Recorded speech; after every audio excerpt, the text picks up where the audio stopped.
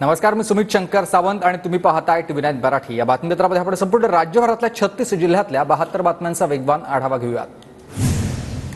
पंकजा मुंडेंचं राजकीय पुनर्वसन करा, राज्यसभेवर खासदारकी द्या, शिरूर कासार तालुक्यातील 5 गावांची मागणी आहे। अन्यथा भाजपला मदत न करण्याचा 5 ग्रामपंचायतींचा ठराव आहे।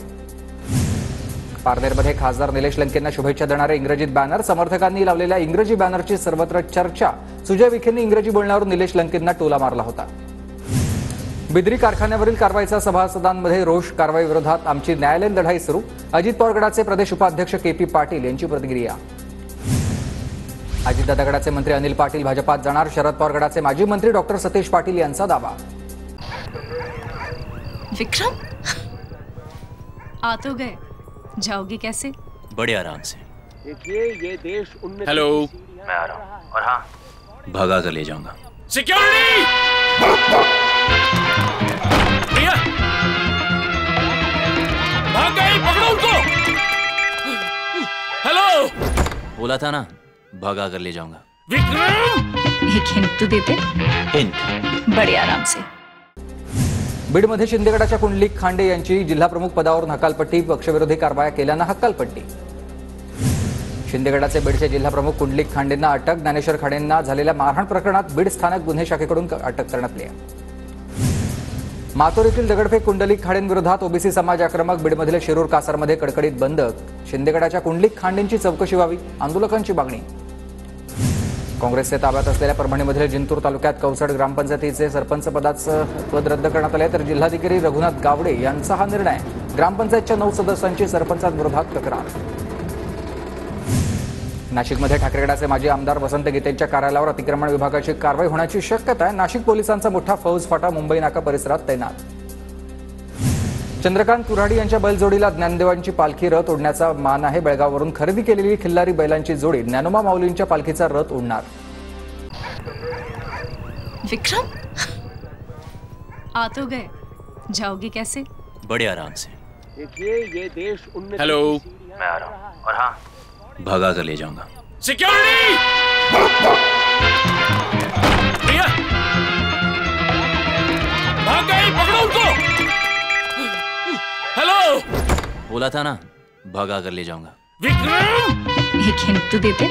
हिंट? बड़े आराम से।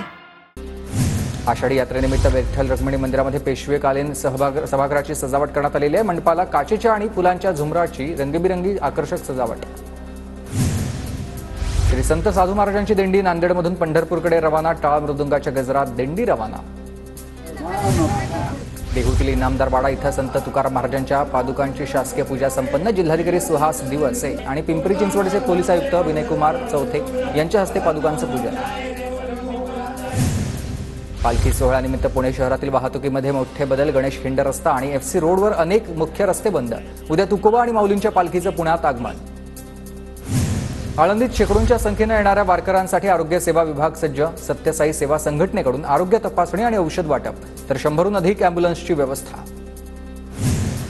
अहमदनगरच्या श्रीरामपूरमध्ये संत निवृत्तीनाथ महाराजांच्या पालखीचं उत्साहात स्वागत करण्यात आलं, तर नागरिकांकडून पालखीचं ठिकठिकाणी उत्साहात स्वागत। अमरावती जिल्ह्यामधील भाविकांना पंढरपूरला जाण्यासाठी 128 बसेसची व्यवस्था, भाविकांची गैरसोय होऊ नये यासाठी अमरावती आगाराकडून 13 जुलै ते 22 जुलै दरम्यान 128 बसेसची सोय। नाशकात शरद पवार गटाचं दूध दरवाढीसाठी आंदोलन, दुधाला अनुदान नकोय, 40 रुपये भाव द्या, शेतकऱ्यांची मागणी आहे। दूध उत्पादक शेतकऱ्यांचं गाई घेऊन अनोखं आंदोलन सुरू आहे। धरणामधून गंगापूर धरणात 250 क्युसेक पाण्याचा विसर्ग करण्यात आला। नाशिक शहराला पाणी पुरवठा करणाऱ्या गंगापूर धरणात अल्प पाणीसाठा असल्यानं जलसंपदा विभागाचा हा निर्णय।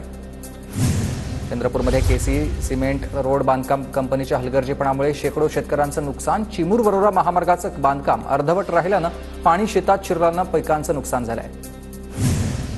राज्यातील 2 जिल्ह्यांना आज पावसाचा ऑरेंज अलर्ट, पुणे आणि रायगडमध्ये मुसळधार पावसाचा हवामान विभागाचा अंदाज। विदर्भात सातारात पावसामुळे ठोसेघर धबधबा वाहू लागलेला आहे, पर्यटकांची धबधबा पाहण्यासाठी गर्दी। पुण्याच्या गोडेगावमधील तहसील कार्यालयामध्ये डिंभे धरण प्रकल्पग्रस्तांचा कॅम्प आयोजित, 300हून अधिक लोकांचं पुनर्वसन अजूनही बाकी आहे। महिनाभरापासून अमरावतीच्या 9 तालुक्यांमध्ये पावसाची दडी, पाऊस नसल्यानं जिल्ह्यातील 77% पेरण्या खोळंबल्यात। 3 जुलैनंतर पाऊस पडण्याचा हवामान विभागाचा अंदाज।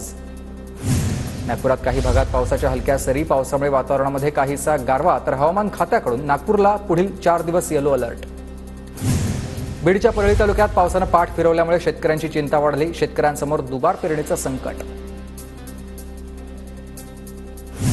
पुण्याच्या आंबेगाव तालुक्यात चातगाव पठार भागामध्ये बटाटा पिकाच्या लागवडीला सुरुवात. परिसरातील शेतकरी लागवडीच्या कामात व्यस्त. रत्नागिरीमध्ये दमदार पावसामुळे भात लावणीला सुरुवात. पारंपरिक भल्ली गीत गात शेतकऱ्यांकडून भाताची लागवडी, तर काम करताना विरंगुळा म्हणून भलरी म्हणण्याची परंपरा. रत्नागिरी जिल्ह्यामध्ये मुसळधार पावसामुळे धबधबे प्रवाहित. निसर्गाचं मनमोहक रूम समोर आलेलं आहे, तर धबधब्याखाली भिजण्यासाठी पर्यटकांची मोठी गर्दी. सोलापूर जिल्ह्यातील सततच्या पावसामुळे उजनी धरणाच्या पाण्यात वाढ होण्यास सुरुवात झालेली आहे, तर पाणी पातळीमध्ये झपाट्यानं वाढ झाल्यानं सोलापूरकर सुखावलेत. उजनी धरणामध्ये सध्या वजा 42% पाणी साठा. कोल्हापूरच्या पंचगंगा नदीवरील राजाराम बंधारा पाण्याखाली. आता बंधाऱ्यावरील वाहतूक बंद आहे. पंचगंगा नदीची पाणी पातळी 17 फुटांवर. सांगलीच्या पुरातन मटण मच्छी मार्केटचं रुपडं पालटणार आहे. मटण मच्छी मार्केट आधुनिकीकरणासाठी शासनाकडून 8 कोटी रुपये मंजूर. भंडारा जिल्ह्यात पावसानं दडी मारल्यानं भात नर्सरी वाचवण्यासाठी शेतकऱ्यांची धडपड. शेतकऱ्यांकडून टँकरनं भात नर्सरीला पाणी पुरवठा. नांदेड जिल्ह्यात पिकांना वाचवण्यासाठी शेतकऱ्यांकडून तुषार सिंचनाचा वापर. पेरणीनंतर पीक बहरत असताना पावसाचा खंड. कोल्हापूरच्या पंचगंगा नदीवरील राजाराम बंधारा पाण्याखाली. बंधाऱ्यावरील वाहतूक बंद. पंचगंगा नदीची पाणी पातळी 17 फुटांवर. नाफेड एनसीसीएफ मार्फत कांदा खरेदीबाबत कांदा उत्पादक शेतकरी संघटना आक्रमक. कांदा खरेदी ईडी सीबीआय मार्फत चौकशीची पंतप्रधान आणि गृहमंत्र्यांकडे मागणी. एनसीसीएफ कडून कांदा खरेदीचे पोर्टल बंद झाल्यानंतर कांद्याच्या दरात 200 रुपयांची घसरण. कांदा आवक नियमित घटलेली आहे, तर शेतकऱ्यांना मोठा तोटा आहे. नागपूर जिल्ह्यात यंदा 35 ते 40% पीक कर्जाचं वाटप पूर्ण. शेतकऱ्यांना पीक कर्ज देण्याच्या बँकांमधील शासकीय ठेवी काढून कर्ज देणाऱ्या बँकेत ठेवा. आणि जिल्हाधिकारी विपिन इटनकर यांची ही माहिती. बीड जिल्ह्यात अखिल भारतीय किसान सभा आक्रमक. विमा त्वरित वितरित करण्याच्या मागणीसाठी जिल्हाधिकारी कार्यालयासमोर धरणं आंदोलन. वाशिम जिल्ह्यातील शेतकऱ्यांना अवकाळी पावसामुळे झालेल्या नुकसानाचा मोबदला अजूनही नाहीच आहे, तर 8 दिवसांमध्ये शेतकऱ्यांना पीक विम्याचा मोबदला न मिळाल्यास स्वाभिमानी शेतकरी संघटनेकडून आंदोलन करण्याचा इशारा.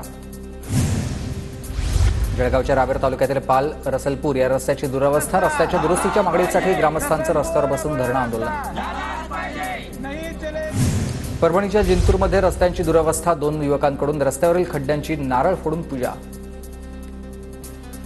लाडकी बहीण योजना लागू केल्याबद्दल सोलापुरात महिलांकडून जल्लोष. राष्ट्रवादी शरद पवार गटाकडून फटाके फोडून आनंद साजरा.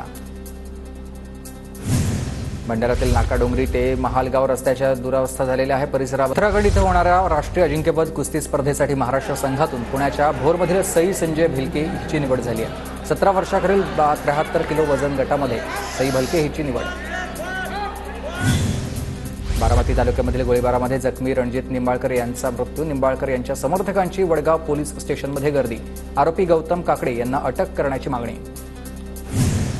सोलापुरात कोळी समाजाच्या वतीनं एसटी प्रवर्गामधील आमदारांच्या प्रतिमेला जोडे मारो आंदोलन. आमदारांच्या दबावानंतर आदिवासी महादेव कोळी समाजासोबतही मुख्यमंत्र्यांची बैठक रद्द. जिल्हाधिकारी कार्यालयाबाहेर आंदोलन. वर्धा जिल्हा परिषदेमध्ये बांधकाम विषयक कामासाठी अंदाजपत्रक EMB प्रणालीला आता राबवा, तर जिल्हा परिषद अभियंता संघटनेची ही मागणी आहे. पुण्याच्या चाकण औद्योगिक वसाहतीमधील एका कंपनीचा सन्मान करण्यात आलेला आहे. केंद्र सरकारच्या शिक्षण मंत्रालय आणि कौशल्य विकास रोजगार मंत्रालयामार्फत हा रोजगाराचा सन्मान करण्यात आला आहे. जळगावच्या अजय कॉलनीमध्ये बंद घर फोडणारे चोरटे सीसीटीव्ही कॅमेरामध्ये कैद. चोरट्यांकडून 1.5 लाखांचे दागिने लंपास करण्यात आले. लातूर जिल्ह्यात बंदीजन उपाहारगृह चालवणार. ज्यांची शिक्षा संपत आली आहे ते बंदीजन उपाहारगृह आणि लॉन्ड्री चालवणार. जळगावच्या मुक्ताईनगर तालुक्यात कुर्हा प्राथमिक आरोग्य केंद्राचा स्लॅबचा भाग कोसळला आहे. 2 जण जखमी आहेत. अमरावती महानगरपालिका आयुक्त देविदास पवार यांची बदली. नॉन IAS अधिकाऱ्यांची नियमबाह्य नियुक्तीचा देखील होता आरोप.